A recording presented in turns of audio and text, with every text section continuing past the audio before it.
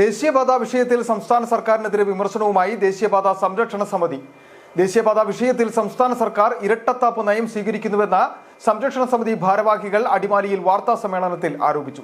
സർക്കാർ നടപടിയിൽ പ്രതിഷേധിച്ച് സെപ്റ്റംബർ 1 മന്ത്രി റോഷി അഗസ്റ്റിന്റെ ഇടുക്കിയിലെ ഓഫീസിന് മുന്നിൽ ഉപവാസ സമരം നടത്തുമെന്നും ദേശീയപാത സംരക്ഷണ സമിതി ഭാരവാഹികൾ വാർത്താ സമ്മേളനത്തിൽ പറഞ്ഞു. ദേശീയപാത 85ന്റെ ഭാഗമായ നേരിമംഗലം വനമേഖലയിൽ രൂപം കൊണ്ടിട്ടുള്ള നിർമ്മാണ പ്രതിസന്ധി പരിഹരിക്കുന്നതുമായി ബന്ധപ്പെട്ടാണ് ദേശീയപാത സംരക്ഷണ സമിതി സംസ്ഥാന സർക്കാരിനെതിരെ വിമർശനം ഉന്നയിച്ചിട്ടുള്ളത്. ഹൈക്കോടതിയിൽ ദേശീയപാത 85 സംബന്ധിച്ച് കേസെടുത്തപ്പോൾ ഈ ഭാഗം വനമല്ലെന്ന് തെളിയിക്കാൻ സർക്കാർ കൈവശമുള്ള രേഖകൾ സമർപ്പിക്കാത്തതിനാൽ കേസ് മാറ്റിവെച്ചിരിക്കുകയാണെന്ന് ദേശീയപാത സംരക്ഷണ സമിതി വാർത്താ സമ്മേളനത്തിൽ ആരോപിച്ചു.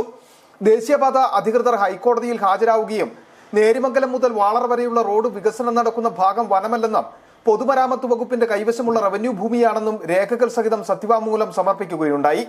എന്നാൽ സർക്കാരിന് വേണ്ടി ഹാജരായ അഡ്വക്കേറ്റ് ജനറൽ വനമല്ലെന്ന സർക്കാർ നിലപാട് വാക്കാൽ പറയുക മാത്രമാണ് ഉണ്ടായത്. ഇത് ഇക്കാര്യത്തിലുള്ള സംസ്ഥാന സർക്കാരിന്റെ ഇരട്ടത്താപ്പാണെന്ന് ദേശീയപാത സംരക്ഷണ സമിതി ഭാരവാഹികൾ അടിമാലിയിൽ വാർത്താ സമ്മേളനത്തിൽ ആരോപിച്ചു. വനമാണ് എന്നുള്ള നിലപാടിൽ മാറ്റമുണ്ടെന്നും ഇത് റവന്യൂ ഭൂമിയാണെന്നും സർക്കാരിൻ്റെ വക്കീലായിട്ടുള്ള അഡ്വക്കേറ്റ് ജനറൽ വാദിച്ചെങ്കിലും അദ്ദേഹം രേഖാമൂലം ഒരു സത്യവാങ്മൂലം കൊടുക്കാത്തതുകൊണ്ട് ഹൈക്കോടതി ഈ നേരിമംഗലം മുതൽ വാള വരെയുള്ള റോഡിൻ്റെ നിർമ്മാണ വിലക്ക് അത് നിലനിർത്തുകയാണ് ചെയ്തത്.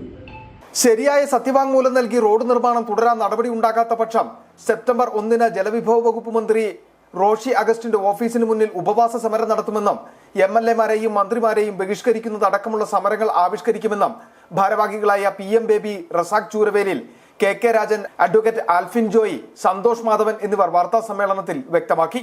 City vision, Adimali.